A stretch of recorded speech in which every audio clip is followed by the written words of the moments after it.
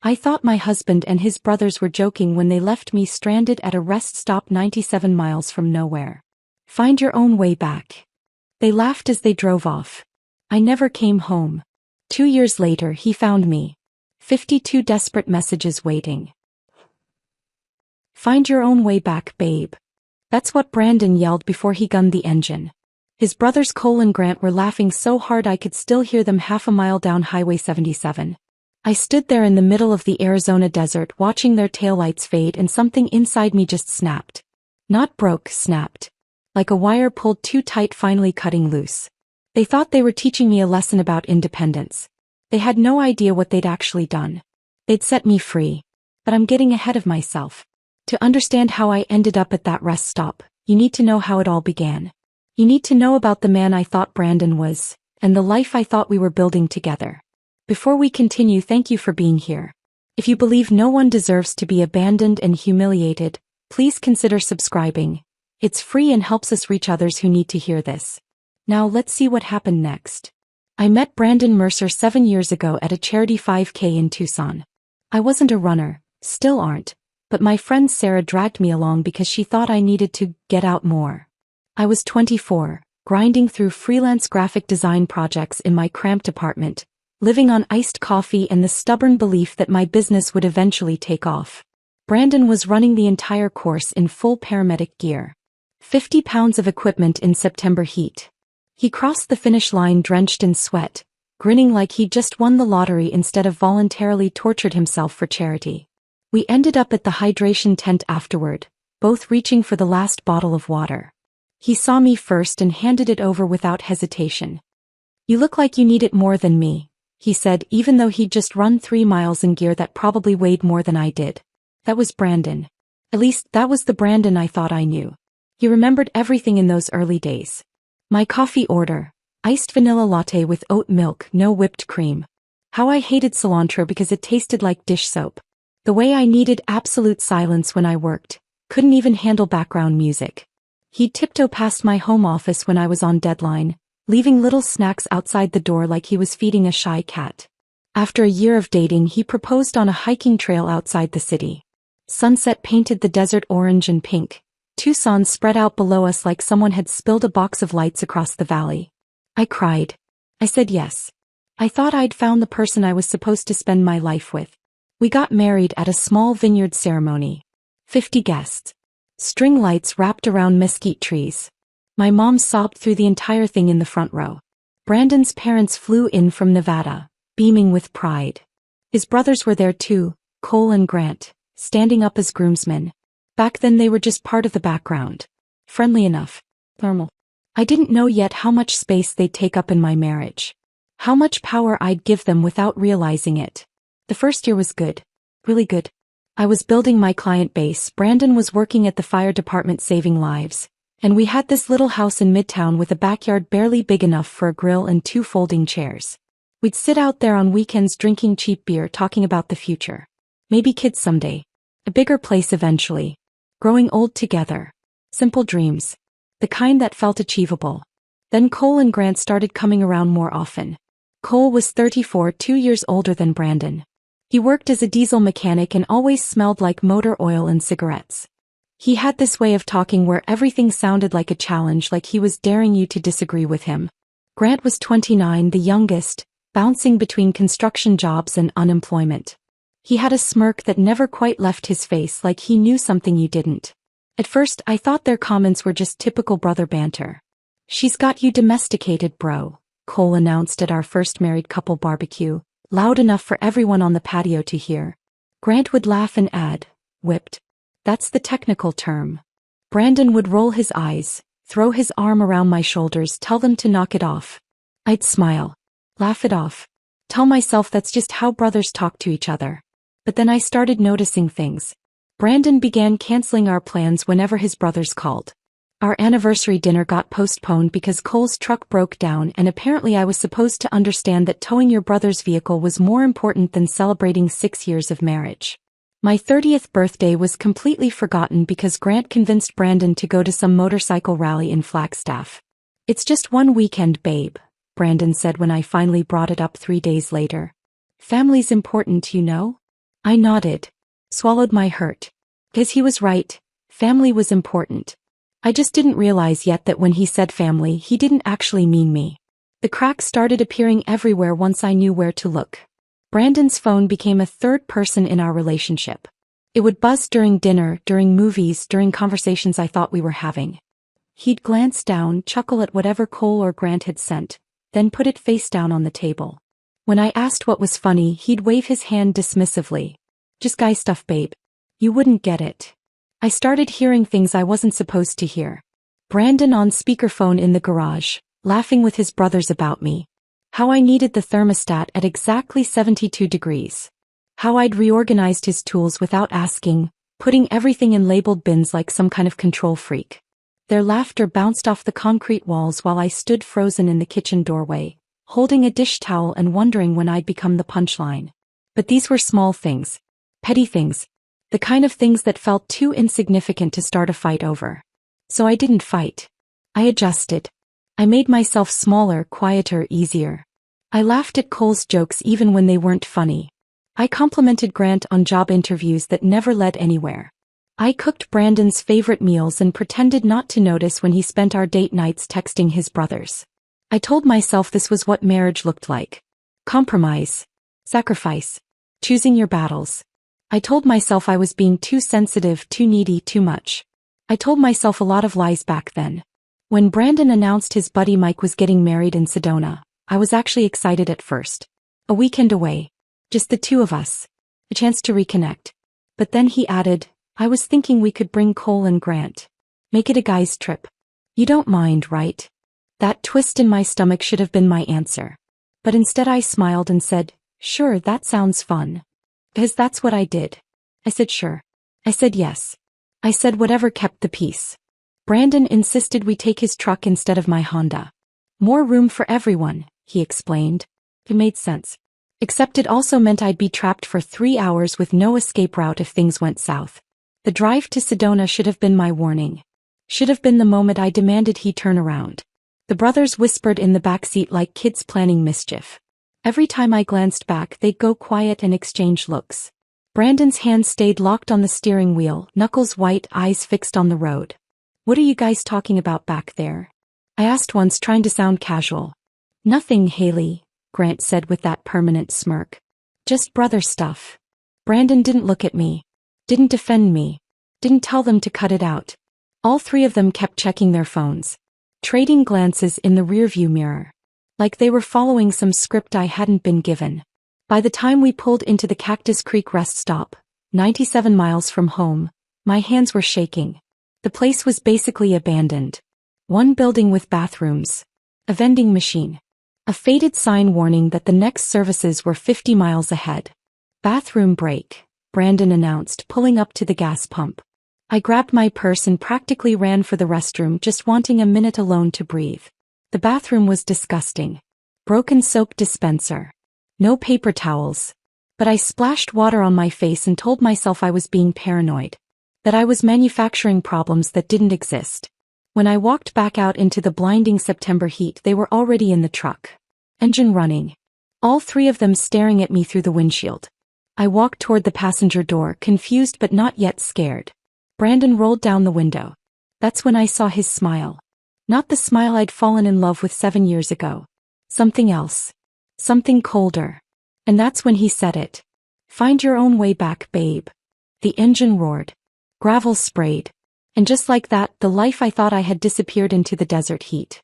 For the first 10 minutes, I actually waited for them to come back. I stood in that parking lot, dust settling on my skin, convinced this was just the setup to some stupid joke. They'd circle back any second now, pull up laughing, and Brandon would lean out the window saying, "Got you," like this was all some elaborate prank I was supposed to find hilarious. But the highway stayed empty. Nothing but heat waves rising off the asphalt and the distant shape of mountains that looked like they'd been cut from cardboard and propped against the sky. My phone showed 0 bars. I tried anyway, holding it up like some kind of useless talisman, waiting for even 1 bar to appear. Nothing. I was standing at the edge of civilization, and civilization had decided I didn't exist. The temperature had to be pushing 105 degrees. The kind of heat that makes your lungs hurt when you breathe.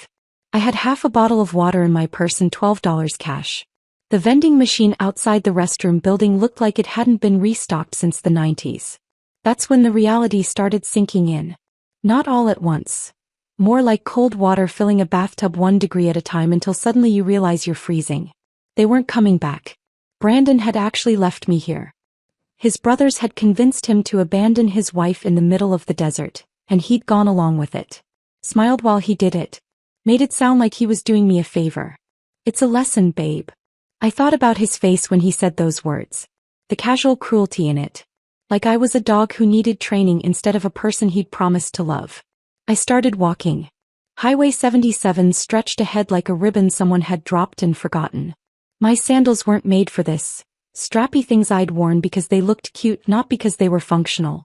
Within half a mile I could feel blisters forming on both heels. I ignored them. Focused on putting one foot in front of the other. Cars passed occasionally. Not many, but enough that I started hoping one would stop. I tried waving a few times, but they just sped up, probably thinking I was dangerous or crazy. A woman alone on a desert highway, no broken down car in sight. It didn't make sense to them. And I couldn't exactly explain that my husband had abandoned me as part of some sick bonding ritual with his brothers. The sun beat down without mercy. I could feel my shoulders burning through my thin shirt. My mouth was dry despite rationing the water. I kept checking my phone even though I knew it was pointless. Still 0 bars. Still just me and the endless stretch of nothing. By mile 2 the shock was wearing off and something else was taking its place. Bigger. The kind that starts in your stomach and spreads outward like poison. All those little moments I'd ignored suddenly lined up in my head like dominoes. Brandon canceling our anniversary. Forgetting my birthday. The constant texting during date nights. The jokes at my expense that I was supposed to just laugh off. The way he'd wave his hand dismissively whenever I tried to tell him how his brothers made me feel. You're too sensitive, babe. It's just how they are. Family's important. The whispers in the backseat during the drive suddenly made perfect sense. The exchanged looks. The way they'd all been checking their phones like they were coordinating something. This whole weekend had been engineered for this moment. They'd planned it. Discussed it. Probably laughed about it. And I'd just gone along, smiling and nodding, being the easy wife who never complained. I was so angry I could barely see straight. At mile 3 I heard the sound of an engine slowing down behind me. I turned, squinting against the sun, and saw an RV pulling onto the shoulder. It was one of those massive things, the kind retired people drive across the country collecting refrigerator magnets from every state. The passenger window rolled down and a woman's face appeared. She had white hair and kind eyes behind purple-framed glasses. "Honey, do you need help?" she asked. And just like that I broke. I tried to explain, tried to say something coherent about my husband and the rest stop and being stranded, but it came out as incoherent sobbing. The woman, whose name I'd learned was Linda, just opened the door and helped me inside where the air conditioning felt like jumping into a cold pool. Her husband Ron was driving. He didn't ask questions, just handed me a bottle of water from their cooler and told me to drink slowly. Linda sat next to me, rubbing my back while I cried, and didn't push me to explain until I was ready. When I finally got the story out, they both went quiet for a long moment. "That's not a prank," Linda said finally, her voice tight. "That's abuse." The word hit me harder than it should have. Abuse. I'd never thought of it that way. Brandon had never hit me, never screamed at me. He just diminished me. Made me smaller. Made me believe that my feelings didn't matter as much as his brother's entertainment. "We're heading to Phoenix," Ron said from the driver's seat. "Not Tucson. But Phoenix has a Greyhound station if you need to get somewhere." I nodded, wiping my face with the tissue Linda handed me. "Phoenix. Not home. Somewhere else." They talked about their grandchildren during the drive. 3 boys, all under 10. Linda showed me pictures on her phone, gap-toothed smiles and messy hair. Normal family stuff. The kind of thing I'd imagine having with Brandon someday. That dream felt ridiculous now. Childish. Somewhere between the highway and Phoenix, listening to these strangers be kind to me for no reason other than basic human decency, I made a decision. I wasn't going home. Not tonight. Maybe not ever. Because I suddenly remembered something I'd pushed out of my mind. 2 weeks ago, I'd been in the kitchen making dinner when I heard Brandon on the phone in the garage. He was laughing, really laughing, the kind where you can barely breathe. I'd walked to the doorway and asked what was so funny. He'd waved me away. Just guy stuff, babe. You wouldn't get it. I'd gone back to chopping vegetables, ignored and dismissed like always. Now I understood. He'd been talking to Cole or Grant, probably both. Planning this. They'd been laughing about abandoning me in the desert 2 weeks before they actually did it. Maybe longer. The betrayal of that moment, the premeditation, felt worse than being left at the rest stop. This wasn't spontaneous cruelty. This was calculated. Discussed. Refined. They turned my humiliation into a group project. Ron and Linda dropped me at the Phoenix Greyhound station around 7 p.m. Linda tried to give me money, but I refused. I still had my debit card. I could manage. Before they left, Linda hugged me tight and whispered, "Whatever you decide to do, make sure it's for you. Not for him." I stood inside the bus station staring up at the departure board. Tucson buses left every 2 hours. I could be home by midnight. Walk into our house, confront Brandon, demand an explanation. But what would that accomplish? He'd already shown me exactly who he was. He'd looked me in the eye, smiled, and driven away. What explanation could possibly make that okay? My college roommate Maya lived in San Diego. We hadn't talked in 4 years. Life had gotten busy, we'd drifted apart the way people do.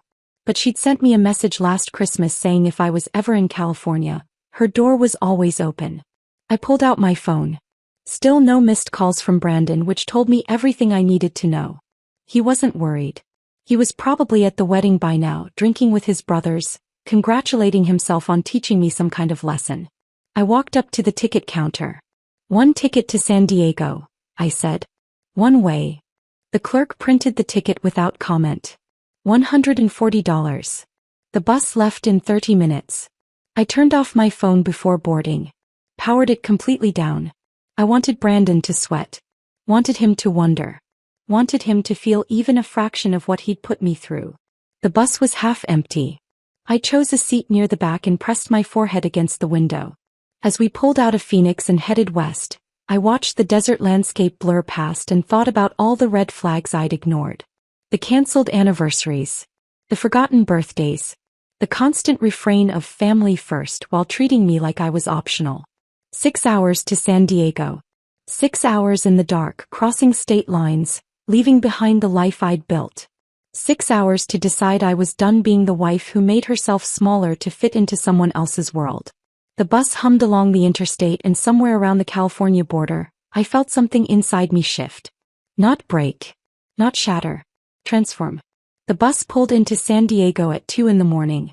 The station was nearly empty. Just a few homeless people sleeping on benches and a janitor mopping the floor with slow mechanical strokes. I stood on the curb with my purse and nothing else, breathing in air that smelled like ocean and exhaust, and pulled out my phone. I hadn't turned it on since Phoenix. Part of me was afraid of what I'd find. Part of me didn't care anymore. There was a payphone near the entrance, one of the last relics of a pre-cell phone world. I fed it quarters and dialed Maya's number from memory, praying she hadn't changed it in the 4 years since we'd last spoken. She answered on the third ring, voice thick with sleep. "Hello. Maya, it's Haley." My voice cracked on my own name. I know it's been forever and I know it's the middle of the night, but I didn't know who else to call. There was a pause. Then, "Where are you?" "San Diego. The Greyhound station downtown." "Stay there. I'm coming to get you." No questions. No hesitation. Just immediate action. I'd forgotten what it felt like to have someone show up for me without conditions attached. 20 minutes later, Maya pulled up in a beat-up Honda Civic, her dark hair pulled into a messy bun, wearing scrubs like she'd just gotten off shift. She took one look at my face and pulled me into a hug that smelled like hospital antiseptic and lavender soap. "Get in," she said. "You can tell me everything when we get home." Her apartment was a small one-bedroom in Ocean Beach, the kind of place where you could hear the waves if you opened the windows. She set me up on her couch with a blanket and a glass of water, then sat cross-legged on the floor in front of me. "Okay," she said gently. "What happened?" So I told her. All of it. The rest stop, the brothers, the planned humiliation. She didn't interrupt, just listened with the same focused attention she probably gave to patients in the ER where she worked as a nurse. When I finished, she was quiet for a long moment. "Are you leaving him?" she finally asked, "or just making him sweat?" I thought about it for maybe 3 seconds.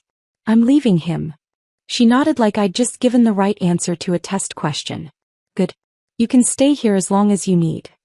That night I didn't check my phone. I showered off 2 days of desert dust and bus station grime, borrowed a pair of Maya's pajamas that smelled like fabric softener, and fell into the deepest sleep I'd had in years. No anxiety dreams.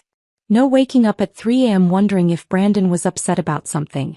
Just darkness and the sound of waves and 11 straight hours of nothing. When I woke up the next afternoon, sunlight was streaming through the windows and Maya had already left for her shift. There was a note on the coffee table. Food in the fridge. Stay as long as you want. We'll talk tonight. I made myself coffee and stood on her tiny balcony, looking out at the Pacific Ocean. People were walking dogs on the beach. A group of surfers sat on their boards waiting for waves. Normal life happening all around me while mine had just imploded. That's when I remembered my phone. I'd left it powered off all night, sitting on the arm of the couch like a bomb I wasn't ready to defuse. But I couldn't avoid it forever. I needed to know what Brandon had done when he realized I wasn't coming home. I turned it on and watched the screen light up. 47 missed calls. 33 voicemails. 62 text messages. All from Brandon. I sat down on the couch and started reading through them chronologically, watching his emotional state deteriorate in real time. The first messages were confusion mixed with annoyance. Babe, where are you? The joke's over. You can come out now. Like I was hiding behind a building at the rest stop, waiting to jump out and surprise them. Then came irritation. This isn't funny, Haley. You're making me look bad in front of my brothers. Not concern for my safety. Not guilt for what he'd done. Just embarrassment that I wasn't playing along. The anger messages started around message 20. You're being ridiculous. It was just a prank. Stop being so dramatic and call me back. Gaslighting via text. Impressive. Around message 35, panic finally set in. Babe, I'm really worried now. Please just let me know you're okay. I'm sorry if we took it too far. Just come home and we can talk about this. The final messages were pure desperation. I drove back to the rest stop. You're not there. I called your mom, your sister, everyone. Nobody knows where you are. Haley, please. I'm scared something happened to you. Just send me one text so I know you're alive. Not once, not in a single message, did he actually apologize for abandoning me. Not once did he acknowledge that what he'd done was wrong. Just confusion and irritation that I'd had the audacity to disappear on him instead of coming home apologetic and embarrassed like they'd expected. I deleted every message without responding. Then I did something I'd been thinking about since the bus ride. Something I probably should have done years ago. Brandon and I shared an iCloud account. He'd set it up when we first got married, saying it would be easier to share photos and calendars. I'd never thought much about it. Never had a reason to go snooping through his stuff because I trusted him. But trust was a luxury I couldn't afford anymore. I logged into the account from Maya's laptop. His password was still the same, our wedding date, because Brandon wasn't creative about security. Within seconds I had access to everything. His photos. His messages. His entire digital life. I found the group chat almost immediately. It was labeled The Boys with a beer emoji. Brandon, Cole, and Grant. Messages going back 9 months. 9 months. I started scrolling, my stomach twisting tighter with every screen. Cole had suggested it first back in January. We should take her out to the middle of nowhere and leave her. See how long it takes her to figure out how to get home without you holding her hand. Grant's response came 2 minutes later. Dude, yes. She acts like she's so independent with her little design business, but she can't do shit without Brandon. It would be hilarious. I waited, breath held, to see what Brandon would say. Hoping he'd shut it down. Tell them they were being idiots. Defend me. Instead, maybe it would be good for her? Like exposure therapy or something. She does kind of rely on me for everything. My hands were shaking so hard I almost dropped the laptop. They'd spent months planning this. Discussing which rest stop would be remote enough but not dangerous. What time of day would maximize discomfort without actual harm. They'd even planned a backup story in case I somehow made it home before them. We thought you caught a ride with someone. We figured you'd be fine. Every detail had been calculated. Every cruelty intentional. But it got worse. I kept scrolling and found months of screenshots. Texts I'd sent Brandon. Sweet messages saying I missed him. Photos of design work I was proud of. questions about what he wanted for dinner. Normal wife stuff. All of it shared with his brothers. All of it annotated with laughing emojis and mocking comments. One screenshot was a text I'd sent in July. Can't wait to see you tonight, babe. I made your favorite dinner. Cole's comment, gag me. Is she always this needy? Another was a photo of a logo I'd designed for a local bakery, something I'd been really proud of. I'd sent it to Brandon asking what he thought. Grant's response in the group chat. Does she ever talk about anything except work and feelings? Brandon's reply made something inside me go cold. She's not that bad, you guys. But yeah, she can be a lot sometimes. A lot. I'd been too much. Too needy. Too sensitive. Too emotional. Too everything. Except I hadn't been any of those things. I'd been a normal person with normal feelings who'd made the mistake of marrying someone who saw vulnerability as weakness. I closed the laptop and sat on Maya's couch, staring out at the ocean through the window. The sun was setting, painting the sky orange and pink. Beautiful and indifferent. I didn't feel heartbroken. I'd cried all my tears on the bus, on the highway, in the RV with strangers who'd shown me more kindness in an hour than my husband had in months. What I felt now was something different. Something cleaner and sharper and more dangerous. Purpose. Brandon had tried to teach me a lesson about independence. About not relying on him for everything. About being less needy, less emotional, less much. He had no idea what he'd actually done. He'd set me free. And now I was going to teach him what real consequences looked like. The first thing I did the next morning was find a lawyer. Maya had already left for her 12-hour shift at the hospital, but she'd left another note on the coffee table with a name and number scrawled across it. Rebecca Winters, divorce attorney. He helped my friend Lisa. Call her. I sat on the balcony with my phone watching joggers pass on the beach below, and dialed before I could talk myself out of it. A receptionist answered, professional and warm, and somehow I had an appointment for that same afternoon. 2 p.m. Like the universe was finally working with me instead of against me. Rebecca Winters' office was in a building overlooking the harbor, all glass and clean lines. She met me in the waiting room herself. A woman in her mid-40s with sharp eyes behind tortoiseshell glasses and a handshake that felt like a promise. Haley, she said. Come on back. Her office was organized but lived in. Law books lined the shelves, framed degrees on the wall, and a photo of 2 teenage boys on her desk. She gestured to the chair across from her and sat down with a legal pad. Maya gave me the basics, she said. But I want to hear it from you. Everything. So I told her. The rest stop. The planning. The group chat messages. I pulled up the screenshots on my phone and slid it across the desk. She read through them in silence, her expression never changing, though I saw her jaw tighten once or twice. When she finally looked up, she handed my phone back and said 5 words that made something in my chest unclench. This is clear-cut abuse. I blinked. Really? Emotional abuse with documented premeditation, she said, writing notes on her pad. Arizona is a no-fault divorce state, which means you don't need to prove wrongdoing to end the marriage. But this evidence ensures he doesn't get a single advantage in asset division. And we can pursue spousal maintenance for business interruption and relocation costs. I don't want his money, I said automatically. Rebecca looked at me over her glasses. You're entitled to half of everything you built together. That's not wanting his money. That's taking what's legally yours. She paused. And frankly, making sure he understands there are consequences for treating another human being like this. I felt tears sting my eyes, not from sadness but relief. Someone believed me. Someone saw what Brandon and his brothers had done and called it what it was. Rebecca handed me a box of tissues even though I wasn't crying yet. You're going to be okay, Haley, she said, her voice gentler now. And he's going to regret ever underestimating you.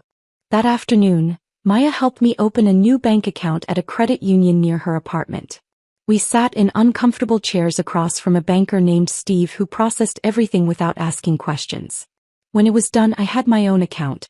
My own debit card. My own financial identity separate from Brandon for the first time in 6 years. Then came the hard part. I logged into our joint savings account, the one we'd been building together since we got married. $43,000. Money I'd helped save through years of freelance work while Brandon spent freely on truck modifications and weekend trips with his brothers. Money that was legally half mine under Arizona's community property laws. I transferred $21,500 into my new account. Maya watched over my shoulder. You okay? Yeah, I said and realized I meant it. This wasn't stealing. This was survival. Next, I contacted my 3 biggest clients. A tech startup that needed ongoing branding work, a local restaurant chain, and a boutique hotel group. I drafted careful emails explaining I was relocating to San Diego for personal reasons but could continue all projects remotely. Would that be a problem? All 3 responded within hours. None of them cared where I worked as long as the designs kept coming. Just like that, my income was secure. Then I blocked Brandon's number. Then Cole's. Then Grant's. It felt like closing doors. Final and necessary. Of course, they didn't stop. Within days, they started calling from different numbers. Brandon's work line. Numbers I didn't recognize. Friends' phones. I let everything go to voicemail, and the messages were always the same rotating script of deflection and manipulation. I don't understand why you're doing this. You're being irrational. We need to talk about this like adults. Never an actual apology. Never acknowledgement of what they'd done. Just confusion and irritation that I wouldn't come home and let them gaslight me in person. I deleted every message without listening to the end. 3 weeks after the rest stop, I was working at a coffee shop near the beach. Some design revisions for the hotel group, when Maya called. Don't come home yet, she said, her voice tight. Your husband's here. My stomach dropped. What? He's sitting in his truck outside my building. I saw him from the window. He's just waiting. I closed my laptop with shaking hands. I'm not coming back there. Not while he's there. Good. Where are you? Coffee shop on Newport. Stay there. I'm going to handle this. Maya. Trust me. She hung up before I could argue. I sat there for 20 minutes staring at my phone, imagining Brandon camped outside her apartment like some kind of stalker. How had he even found me? Had he hired a private investigator? Convinced a mutual friend to ask leading questions? My phone buzzed. A text from Maya. Sent him a message from my phone. Told him you don't want to see him and if he doesn't leave I'm calling the cops. He left. I let out a breath I hadn't realized I'd been holding. But the voicemails continued. They always continued. And they started getting uglier. You can't just run away from our marriage, Haley. That's not how this works. My lawyer says what you're doing is abandonment. You're going to regret this. Cole and Grant feel terrible. They want to apologize. Just give us one chance to make this right. Still no real apology. Still no acknowledgement. Just new tactics.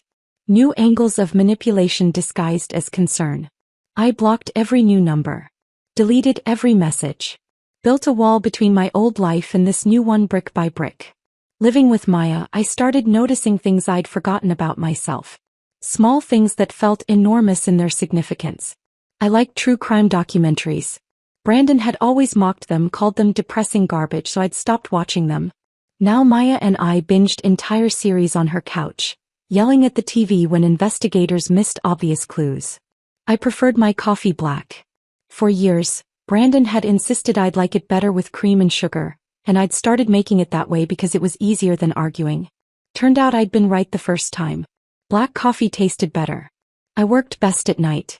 Brandon was an early morning person, up at 5 a.m. for his shift at the fire department, and he'd always made comments when I stayed up late working. You'd be more productive if you kept normal hours, he'd say. But my brain came alive after 10 p.m. Ideas flowed easier. Designs came together faster. All these tiny pieces of myself I'd filed down or hidden away to make room for Brandon's preferences. Maya and I fell into an easy rhythm.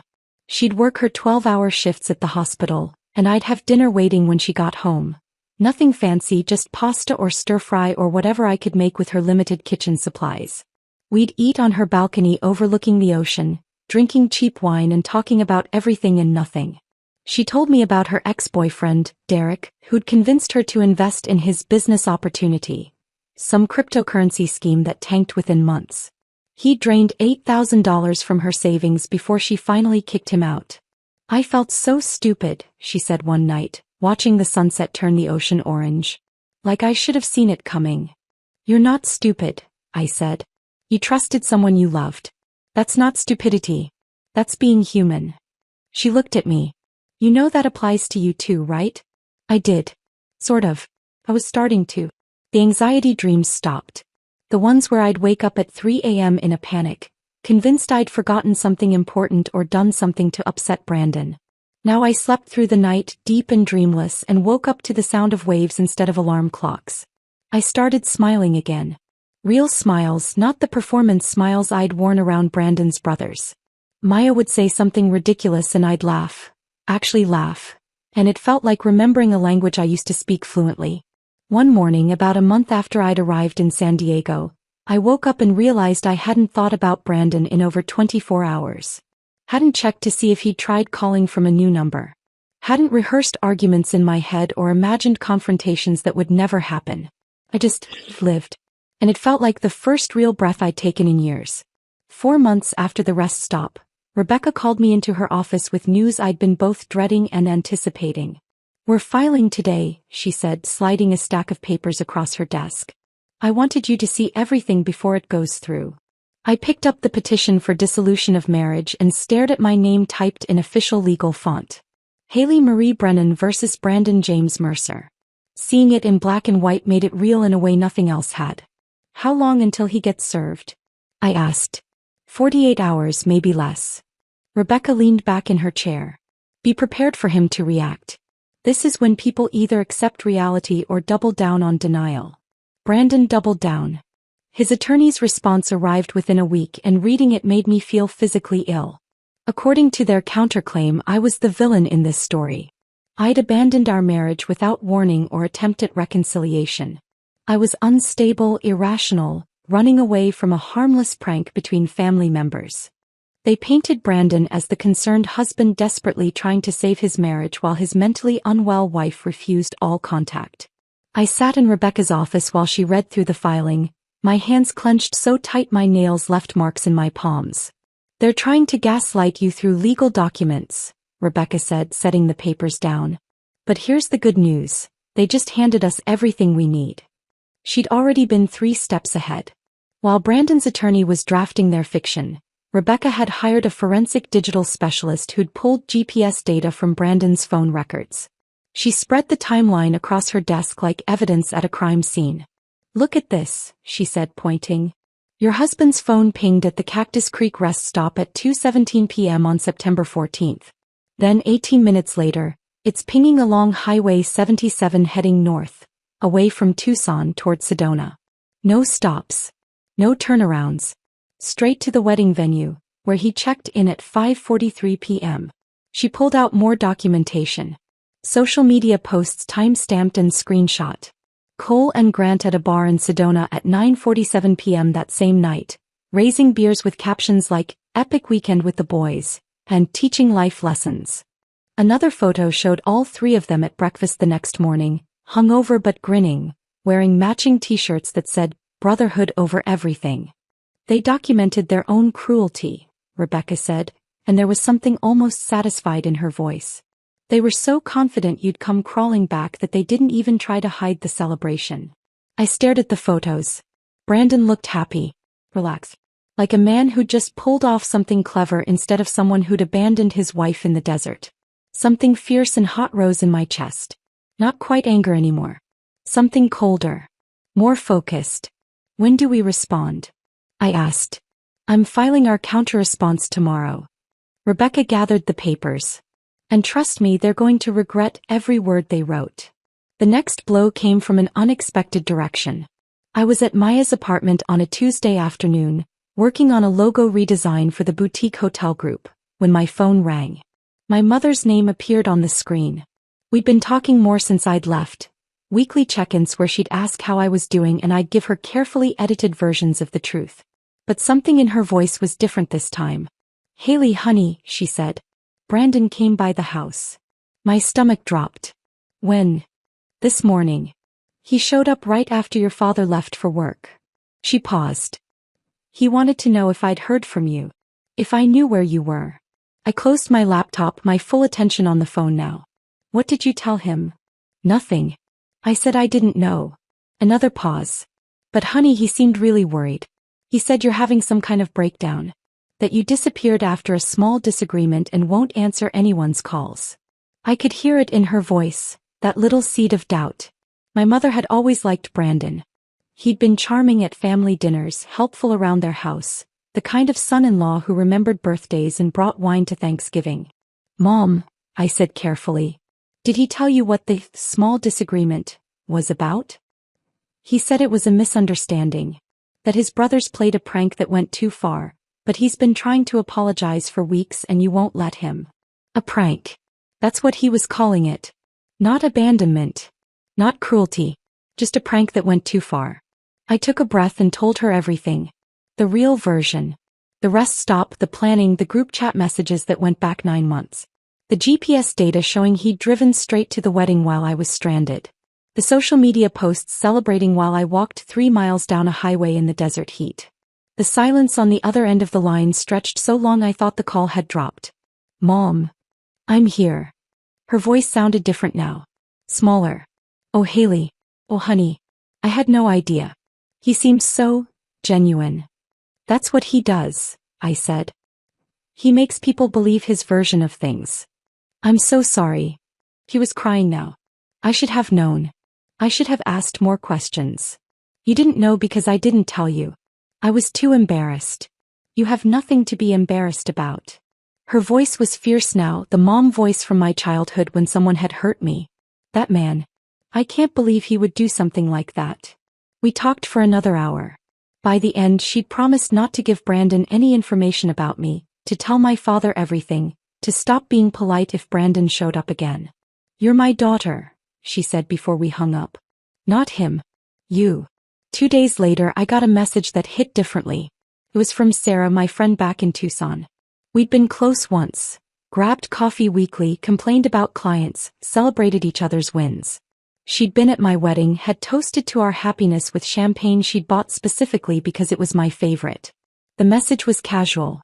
Too casual. Hey girl, I know you and Brandon are going through something.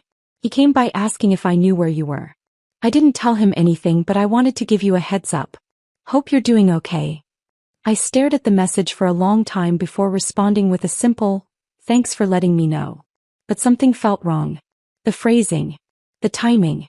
2 days later, Maya came home from the hospital with information that confirmed my instincts. So weird thing, she said, dropping her bag on the couch. One of the nurses I work with, Jenny, mentioned she has a friend in Tucson. Apparently this friend's been asking around about you. Wanted to know if anyone knew where you worked in San Diego, what neighborhood you lived in. My blood went cold. What was the friend's name? Maya checked her phone. Sarah something. Sarah Donovan. There was. Sarah had been feeding Brandon information. Playing both sides. Pretending to give me a heads up while actively helping him track me down. I thought about all the times she'd laughed at Brandon's jokes, even the ones that were at my expense. How she'd always found excuses when I tried to talk to her about problems in my marriage. Oh, all couples go through rough patches, she'd say, dismissing my concerns like they were trivial. She'd never been my friend. She'd been Brandon's fan. I blocked her on every platform I could think of. Facebook, Instagram, her phone number. Cut her out with the same surgical precision I'd used on Brandon and his brothers.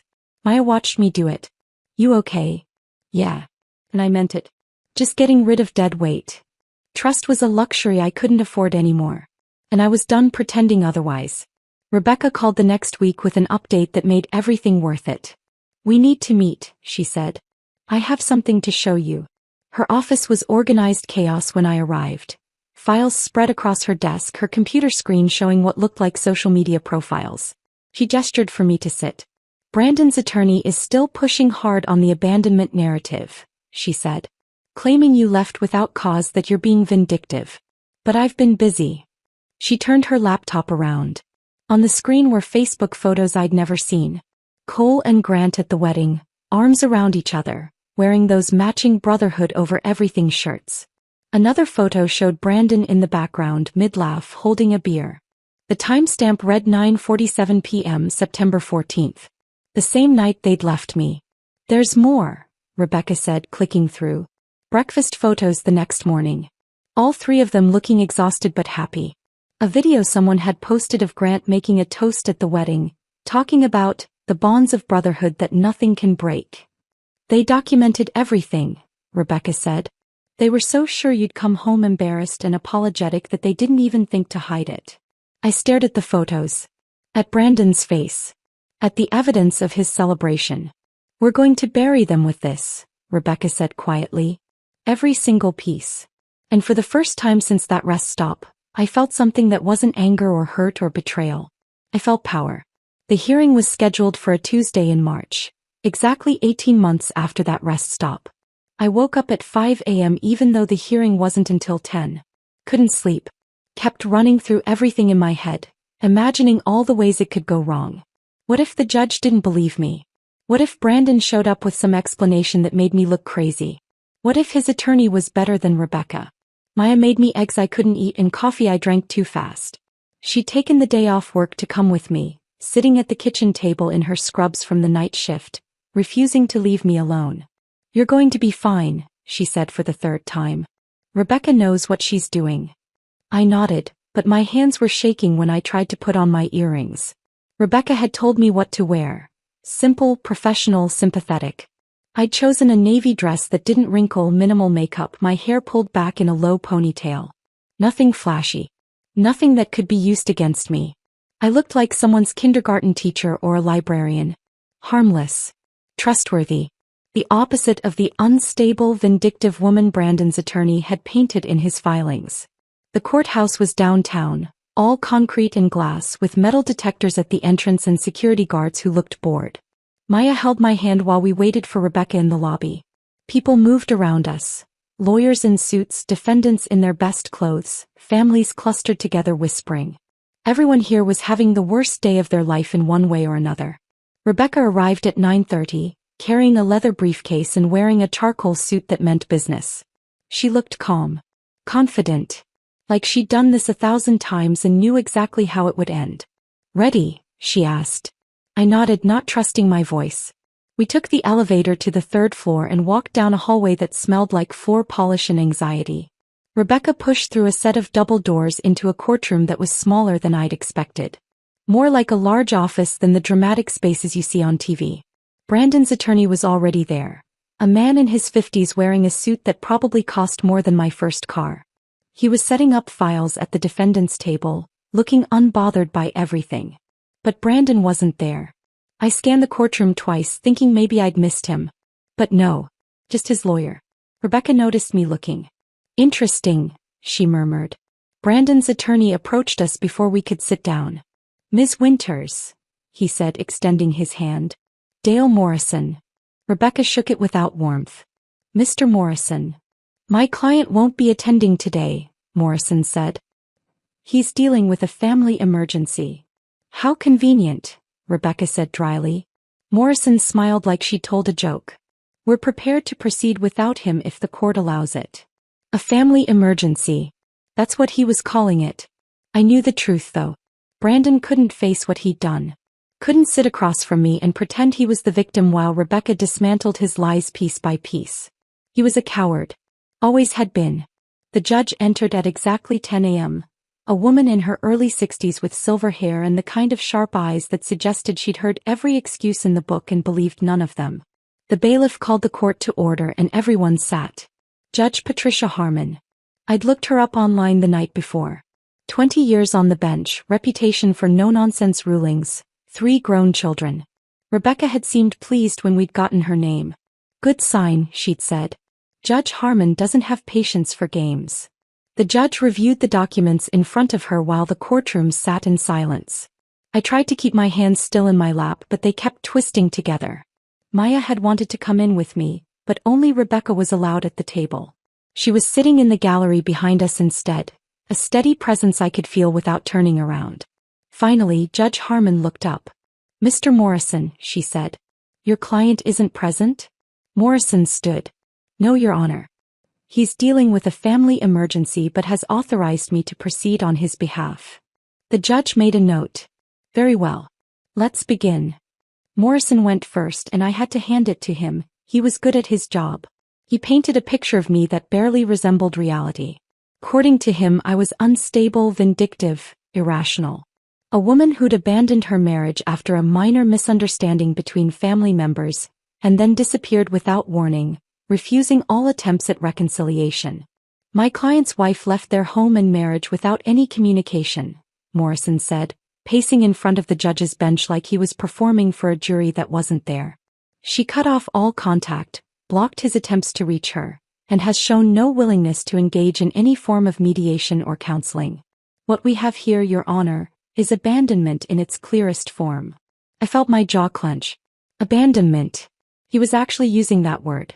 Like I was the one who'd driven away and left someone stranded in the desert. Rebecca waited until Morrison sat down before standing. She didn't pace. Didn't perform. Just stood at our table with a calm that felt more powerful than any theatrics. Your Honor, she said.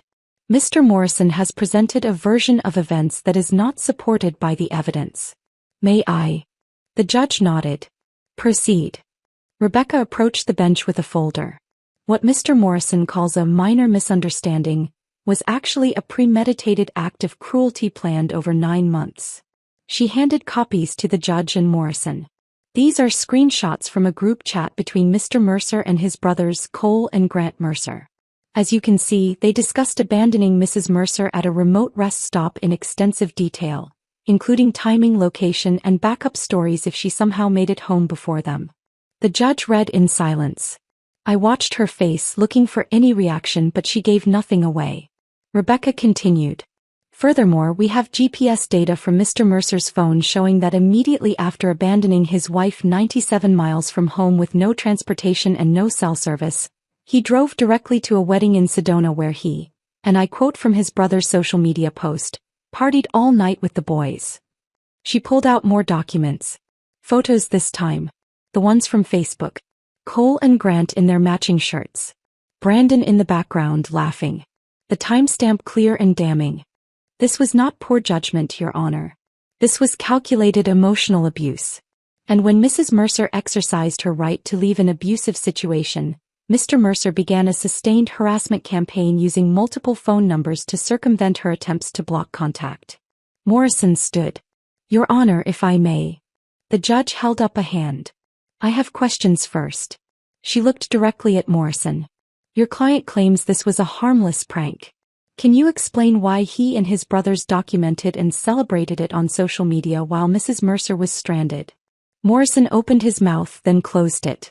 Your Honor, my client's brothers may have exercised poor judgment in their social media posts, but... Poor judgment, the judge repeated, her tone flat. And can you explain the 9 months of planning documented in these messages? That seems like more than poor judgment, counselor. More fumbling. I watched Morrison's confidence crack. Judge Harmon turned to the GPS evidence.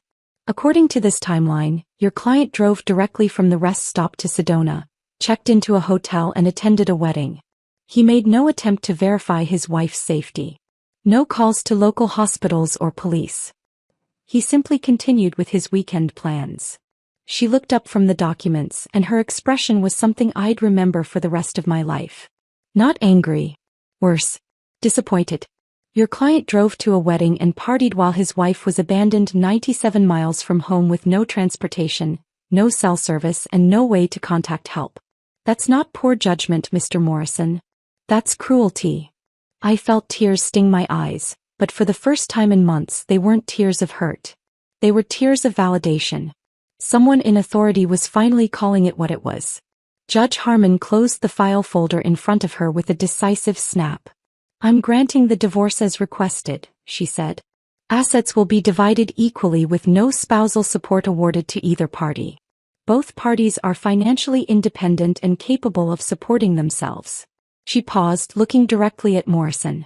Furthermore, based on the documented evidence of harassment and premeditation, I'm issuing a 2-year restraining order prohibiting Brandon Mercer, Cole Mercer, and Grant Mercer from contacting the petitioner through any means, phone, email, social media, or third-party intermediaries. Any violation will result in contempt charges. Rebecca squeezed my hand under the table. It was over. Judge Harmon's gavel came down with a sound that felt like a door closing. Final. Permanent. Morrison gathered his files in silence, not looking at us. Rebecca stood and helped me to my feet. My legs felt shaky like I'd just run a marathon. In the hallway outside, Maya was waiting. She took one look at my face and pulled me into a hug. It's over, I whispered into her shoulder. Yeah, honey, she said. It is. I expected to feel triumphant. Vindicated. Something big and dramatic. That I just felt tired. Bone deep exhausted. But underneath the exhaustion was something else.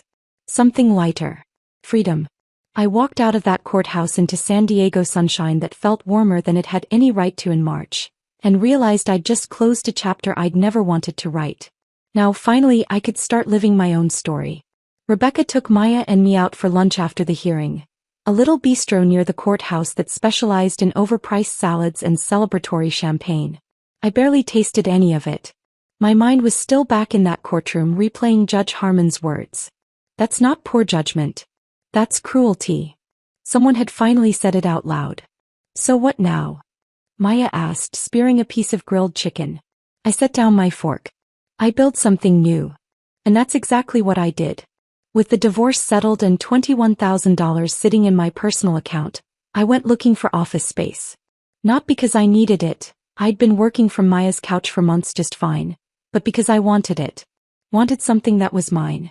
A space that had nothing to do with Brandon or our shared house or the life I'd left behind. I found a tiny office in Ocean Beach, above a surf shop and next to a yoga studio. 200 square feet with a window overlooking the beach and rent I could actually afford. The landlord was a guy in his 70s named Pete who didn't ask questions when I showed up with first month's rent in cash. Month to month okay? He asked. Perfect. I moved in that weekend with a folding table from Target, a second-hand desk chair and my laptop. Maya helped me hang a sign on the door. Thompson Design Studio. My maiden name. The one I'd been using professionally for months already. It felt like reclaiming something I'd given up without realizing it. My client list started growing organically. The hotel group I'd been working with referred me to a restaurant owner who needed a rebrand. One of Maya's nurse friends wanted a logo for her massage therapy side business and told 3 other nurses about me. A coffee shop owner saw my work online and hired me to redesign their menu boards and signage. Word of mouth. The kind of growth that felt earned instead of lucky. 6 months after opening the studio, I hired help. A design student named Kirsten who was in her senior year at San Diego State. All enthusiasm and raw talent that reminded me of myself at 23. She needed the experience for her portfolio. I needed someone to handle the grunt work, file organization, client correspondence, the administrative tasks that ate up creative time. We worked well together. She'd show me mock-ups and I'd give feedback, watching her grow more confident with each project. It felt good teaching someone else, passing along what I'd learned. Work became my therapy in a way I hadn't expected. Every logo I designed, every website I built, every color palette I put together felt like proof that I could create something beautiful from nothing. That I had value beyond being someone's wife. The studio became my sanctuary. Some nights I'd work late just because I wanted to, watching the sunset through my window, listening to the sounds of the beach below. No one telling me I was working too much. No one making jokes about my little design business, like it was a hobby instead of a career. Just me and my work and the quiet satisfaction of building something that was entirely mine. Maya and I settled into a rhythm that felt like family. She'd work her 12-hour shifts at the hospital. Sometimes days, sometimes nights, depending on the rotation, and I'd adjust my schedule around hers. When she worked days, I'd have dinner waiting when she got home. Nothing fancy, just pasta or stir-fry or whatever I could throw together with the limited ingredients in her kitchen. We'd eat on the balcony overlooking the ocean, talking about our days. She'd tell me about difficult patients or hospital politics. I'd tell her about demanding clients or design challenges. Normal stuff. The kind of conversations that felt easy because neither of us was walking on eggshells. About a year after the divorce, Maya started dating someone from the hospital. A respiratory therapist named David who had kind eyes and a terrible sense of humor that somehow made it funnier. He'd come over for dinner sometimes and I'd watch the way he looked at Maya, like she was the most interesting person in the room. Like her opinions mattered. Like he was lucky to be there. The way Brandon used to look at me before his brothers convinced him I was the burden instead of the partnership. I was genuinely happy for Maya. She deserved someone who treated her well. And David clearly did, bringing her coffee before her shifts, remembering the small things she mentioned in passing, showing up when he said he would. On my bad days, and there were still bad days, Maya would notice before I said anything. She'd find me staring at nothing, lost in thoughts about what my marriage had been versus what I'd believed it was. She never tried to fix it. Never offered empty platitudes about how I was better off or how Brandon wasn't worth it. She'd just sit with me, letting the silence stretch, and eventually say, "You're allowed to grieve even when you know leaving was right." And she was right. I could be grateful for my freedom and still mourn what I'd lost. Not Brandon specifically, but the dream of what I'd thought we were building together. Maya became more than a friend. She became the sister I'd never had, the family I'd chosen instead of the one I'd been born into. And that meant more than I knew how to express. 15 months after the divorce, I did something I'd been thinking about for weeks. There was a regional design competition I'd seen advertised online, open to independent designers and small studios across California. The theme was transformation. I'd been working on a pro bono project for a local women's shelter, developing their entire brand identity from scratch. Logo, website, marketing materials. All of it donated because it mattered to me in ways I couldn't quite articulate. The theme I developed was breaking free. Imagery of birds escaping from cages, chains dissolving into flowers, heavy doors opening to reveal light. Personal maybe. Probably too personal. But authentic. I submitted the portfolio on the deadline day, not expecting anything. 2 months later, I got an email saying I'd won first place in the nonprofit category. I stared at the screen for a full minute, rereading the message to make sure I hadn't misunderstood. First place. Out of 63 submissions. The prize was $1,500 and a feature in a design magazine. Maya insisted we celebrate. She made reservations at a restaurant I'd never have chosen for myself. The kind of place with cloth napkins and a wine list instead of a wine selection. We sat at a table overlooking the bay, watching boats drift past in the twilight. "You did this," Maya said, raising her glass of champagne. "You built this life from nothing." I thought about where I'd been 18 months ago. Standing in a rest stop parking lot with nothing but a purse and the crushing realization that my marriage was a lie. Then the bus to San Diego with borrowed pajamas and no plan beyond running away. Now I had an award-winning business. A studio with my name on the door. Clients who trusted me. An assistant who looked up to me. "Not nothing," I said, clicking my glass against hers. "I had help." Maya shook her head. "I gave you a couch and some dinner. You did everything else." Maybe she was right. Maybe I had done this. Built something real and valuable from the ruins of what I'd lost. The thought made me feel something I hadn't felt in years. Pride. 2 years after the rest stop, almost to the day, I was having coffee at a beachside cafe when something happened that changed everything again. I was working on a logo revision for a local brewery, laptop open, earbuds in, completely absorbed in adjusting the kerning on some text. The cafe was busy with the usual morning crowd. Surfers grabbing breakfast, tourists taking photos, locals working remotely. Movement caught my eye. A couple near the parking lot, their body language tense even from a distance. The woman was crying, wiping at her face with the back of her hand. The man was talking, but his posture was all wrong. Dismissive, irritated, one hand waving like he was brushing away her words. I watched them without meaning to. Watched the woman try to explain something, her voice rising. Watched the man cut her off, shaking his head like she was being unreasonable. I felt that old familiar twist in my stomach. The urge to intervene. To walk over there and tell that woman she deserved better. That dismissiveness is just the beginning. That if he's waving away her feelings now, it only gets worse. But I stayed in my seat, earbuds dangling around my neck, coffee getting cold. Because I realized something sitting there in that cafe with the morning sun warm on my face. I'd spent years trying to fix my marriage. Years trying to be enough for Brandon, trying to win over his brothers, trying to smooth over every conflict and pretend the problems were smaller than they were. I'd blamed myself for not being cooler, funnier, less sensitive. For needing things like respect and consideration and basic human decency. I'd carried that blame like a weight, convinced that if I'd just been different, better, everything would have worked out. Watching that couple argue in the parking lot, I finally understood what I should have known all along. It was never my fault. I couldn't have loved Brandon into being a better husband. I couldn't have changed who Cole and Grant were or convinced them I was worthy of basic kindness. I couldn't have saved a marriage to someone who saw me as a burden instead of a partner. The only thing I could control was walking away. And I had. I'd walked away from the rest stop. Away from Tucson. Away from a life that was slowly suffocating me while I pretended everything was fine. I'd walked away and I'd built something better. The couple in the parking lot got into separate cars and drove off in different directions. I didn't know if they'd work it out or if she'd realize what I'd taken too long to learn. But I knew I'd finally forgiven myself for staying as long as I did. And that felt like freedom all over again. I packed up my laptop and walked back to the studio, that realization about forgiveness still settling in my chest like something solid and real. The afternoon was perfect. One of those San Diego days where the temperature hovers at 75 and the breeze smells like salt and possibility. Kirsten was at her desk when I walked in, headphones on, working on mock-ups for a coffee roaster rebrand. She looked up and pulled one earbud out. "You okay?" she asked. "You look different." "I'm good," I said. And I meant it. I settled at my desk and opened my laptop, planning to finish the brewery logo I'd been tweaking all morning. But my phone buzzed before I could pull up the file. Unknown number.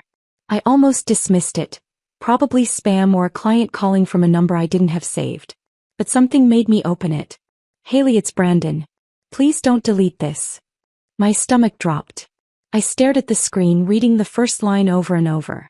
"I know I have no right to contact you, but I need you to know something. I'm sorry. For everything. You deserved better than what I gave you. Better than what my brothers and I did. I've been in therapy for a year trying to understand why I treated you that way. I don't expect forgiveness. I just wanted you to know that leaving me was the right choice, and I'm sorry it took me this long to see it." I set the phone down like it might burn me. 2 years. 2 years of silence, of building a new life, of learning to exist without constantly checking over my shoulder. And now this. Kirsten was watching me. "Bad news." "No," I said slowly. "Just unexpected." I picked up the phone again and reread the message. The words seemed genuine. Humble even. The Brandon I'd known would never have admitted he was wrong, never acknowledged that I'd made the right choice, never apologized without qualifying it with excuses. 2 years ago this message would have meant everything. It might have tempted me to respond, to open a dialogue, maybe even to forgive and forget. But that was 2 years ago. That was a different Haley. I locked my phone and slid it into my desk drawer. That night, lying in bed in my apartment, my own apartment now, a one-bedroom I'd moved into 6 months ago when I could finally afford it, I couldn't stop thinking about Brandon's message. Something was nagging at me, an itch I couldn't scratch. I hadn't checked my old email account in over a year. The one I'd set up when I first started freelancing, the one tied to my old life in Tucson. I'd stopped using it after the divorce, switching everything over to a new address that had no connection to Brandon or that version of myself. But the account still existed. Somewhere in the digital ether, still collecting messages I'd never see. I grabbed my laptop from the nightstand and opened it in bed, the screen casting blue light across the dark room. Took me 3 tries to remember the password. When the inbox finally loaded, my breath caught. 52 unread messages from Brandon. All of them with subject lines that made my chest tight. "I'm sorry. Please read this. You were right. I understand now." I scrolled through them, watching the dates stretch backward across 2 years. The most recent was from 2 days ago. The oldest was from 3 months after the divorce was finalized. I started reading chronologically, clicking through message after message. The early ones were what I expected. Deflection disguised as apology, paragraphs explaining how his brothers had influenced him, how he'd been confused, how he wanted to talk if I'd just give him a chance. Still making excuses. Still not quite getting it. But around month 6 something shifted. The messages got shorter. More direct. "I've started therapy. My counselor says I have codependency issues with my brothers. That I prioritize their approval over your well-being. She's right.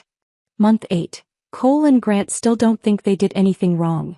I'm realizing I can't keep people in my life who refuse to take accountability. Even family. Month 10. I cut contact with my brothers today. Should have happened years ago. I'm sorry it took losing you to see that." I kept reading, watching Brandon's evolution unfold in reverse. Therapy sessions. Revelations about his childhood and family dynamics. Slow, painful growth toward understanding what he'd done and why. The messages from year 2 were different entirely. Reflective. Accepting. "I don't expect you to respond to any of these. I just needed to say it even if you never read it. You were never the problem. I was." I saw your design work got featured in that magazine. You're doing exactly what you should be doing. I'm proud of you even though I have no right to be. I hope you found happiness. Real happiness, not the kind I pretended was enough. The final email sent 2 days ago was longer than the others. I hired a private investigator to find you. Not to contact you, I know I'm not allowed, but to make sure you're okay. He says you're doing well in San Diego. That you have your own studio, your own apartment, your own life. I'm glad. You deserve to be happy, and I'm sorry I made you feel like you had to run away to find it. This is the last time I'll reach out. Not because the restraining order expired, but because I finally understand that my growth shouldn't be your burden. You don't owe me forgiveness. You don't owe me closure. You don't owe me anything. I just wanted you to know that you were right to leave.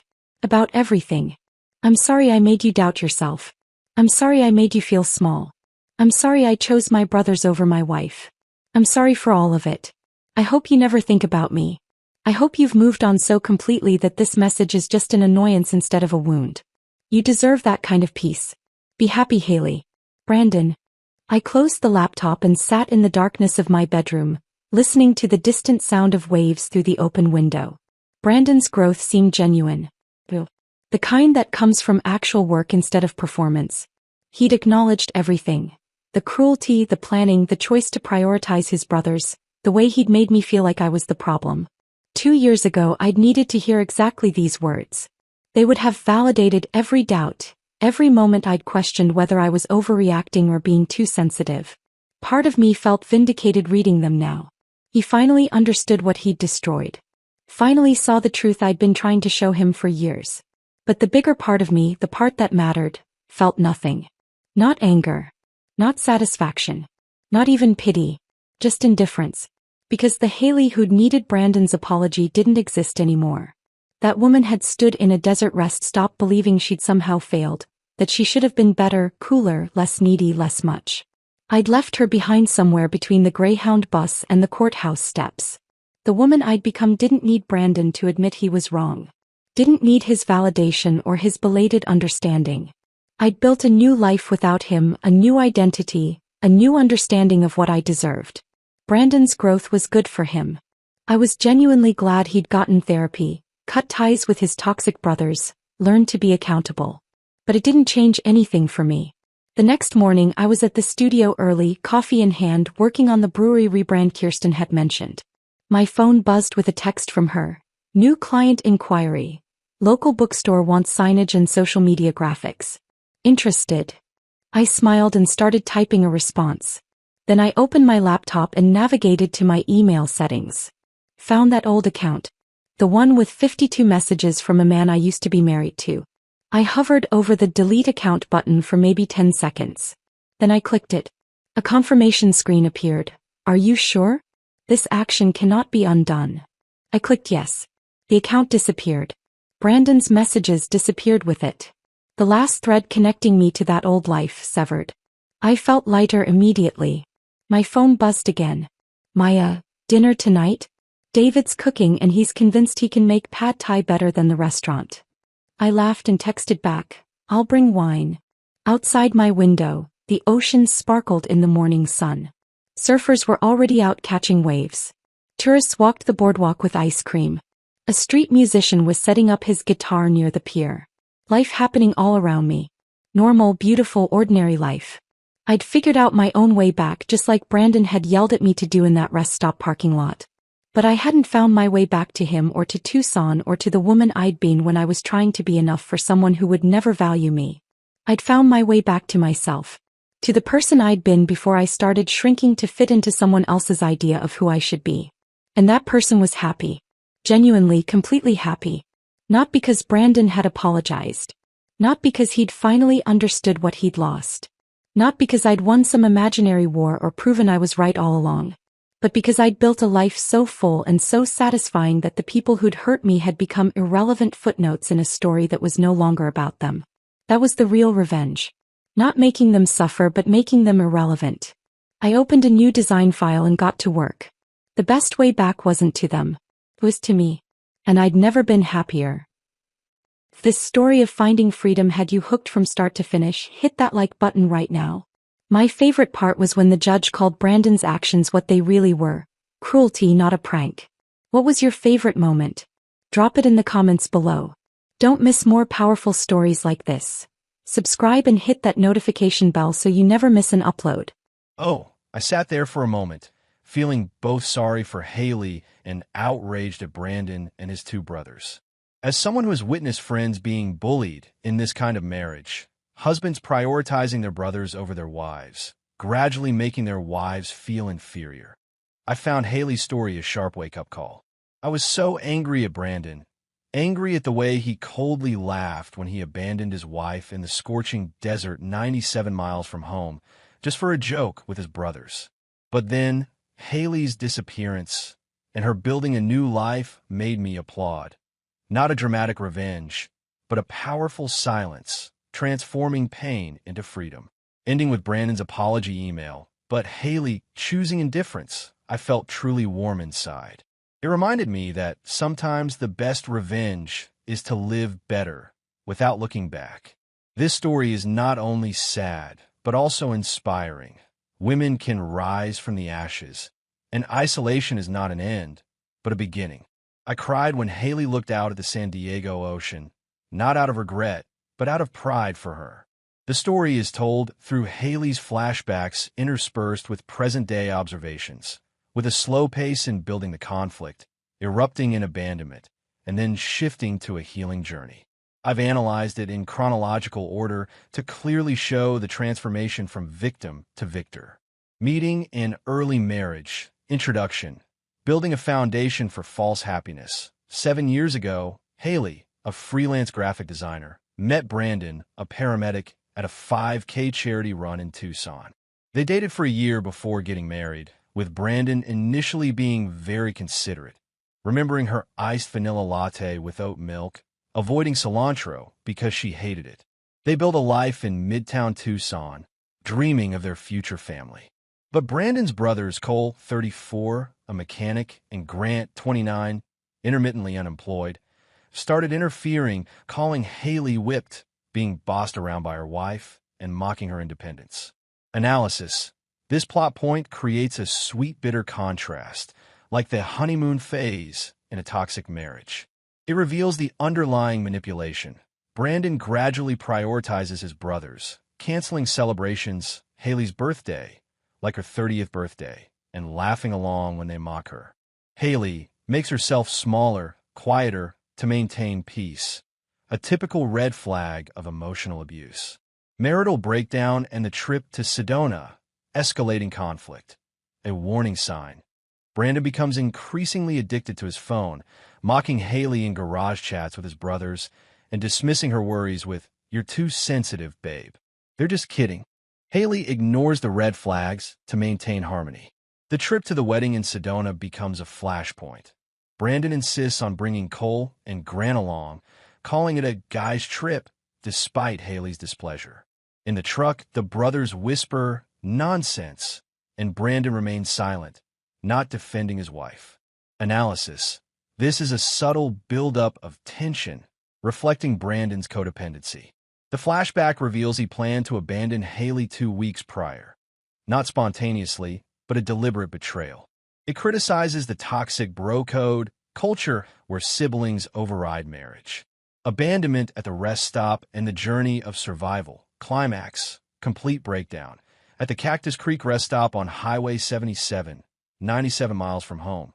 After Haley used the restroom, Brandon, Cole, and Grant drove away, with him yelling, "Find your own way back, babe," and laughter. Haley waited, hoping it was a prank, but realized the truth. In the 105 degrees Fahrenheit 40 degrees Celsius Arizona desert, with no cell phone signal, only half a bottle of water and $12. She walked 3 miles, blistered feet, thirsty, and abandoned by passing cars. Finally, with the help of Linda and Ron, an older couple in the RV, she was taken to Phoenix. Linda called it an abuse, causing Haley to reconsider her marriage. She took a Greyhound bus one way to San Diego, stayed with her friend Maya, and turned off her phone. Analysis. The abuse incident was the biggest shock, not only physically life-threatening, but also mentally confirming her status as the unwanted one. It symbolizes the snapped moment in Haley's story, from waiting for help to saving herself. The walking journey serves as a metaphor for the upcoming journey of independence. New life in San Diego and divorce, inner challenge, rebirth, Haley's career development. She opened Thompson Design Studio, hired assistant Kirsten, and won a design competition for a women's shelter with the theme, Breaking Free. She lived independently, with support from Maya, and dealt with trauma by blocking her old friend Sarah, who helped Brandon track her. The divorce was finalized after 18 months, with a fair division of assets and a 2-year restraining order. Analysis. This section shifts from grief to empowerment. Haley doesn't return, but builds anew. It emphasizes non-linear healing, grief for lost dreams, but freedom from independence. Brandon's apology email and indifference, late climax, confirmation of choice. 2 years later, Brandon texted and sent 52 emails. Haley read them late, initially justifying, then expressing genuine remorse through therapy, cutting ties with Cole Grant, admitting, "I chose my brothers over my wife. I'm sorry for everything." He acknowledged her success, concluding, "You don't owe me forgiveness." Haley hung up, not responding. Haley needed that apology to cease to exist. Analysis. Not a dramatic climax, but an internal reflection. Apology confirms Haley's decision was right, but doesn't change anything. It criticizes too late, remorse, and celebrates indifference as strength. Ending with freedom and reflection, resolution, true peace. The next morning, Haley worked with a new client, bookstore sign design, deleted old emails, and felt relieved. She laughed with friends about her plans for the evening, looking out at the ocean with surfers and street music. At the cafe, witnessing a couple arguing, she realized it wasn't her fault. The best way back wasn't to them. It was to me. Analysis. The ending isn't cheesy, but realistic. Haley forgives herself and makes the past irrelevant. From this marital drama, I've learned a few painful but true lessons, especially for women in toxic relationships. Identify emotional abuse early. Don't underestimate yourself. Brandon didn't physically assault her, but he mocked her, canceled plans, and prioritized his friends, causing Haley to doubt herself. The lesson: red flags like, "You're too sensitive," are manipulative. Trust your instincts. Talk to friends or a therapist early. Don't wait for a snap moment. The husband's family isn't always a second family. Codependency with his brothers turned Brandon into a traitor. The lesson: marriage needs clear boundaries. If the husband doesn't defend her, that's a sign of separation. In Vietnam, many brides are bullied by their mothers-in-law or brothers-in-law. Prioritize your mental health. Independence is the best revenge. Haley didn't seek revenge. She disappeared and succeeded. The lesson: when abandoned, literally or figuratively, use it as motivation. Learn new skills, build a network like Maya, and pursue legal action, divorce, restraining order. Money from a property split can be a foundation. Forgive yourself. Not your attacker. Brandon's apology came late, but Haley chose indifference. The lesson: don't wait for validation from the abuser. Healing is about removing them from your life, focusing on breaking free. Time and therapy help transform trauma into strength. Resilience begins with the first step. Haley walked 3 miles in the desert, a metaphor for a long journey. The lesson: crisis is an opportunity for rebirth. Accept help like lend her on, but decide your own path. In short, the story is like a poem about freedom. Abandoned 97 miles away, Haley finds her way back to herself and beyond. If you've seen it, which scene gave you the most goosebumps? Do you think Haley should have responded to the email?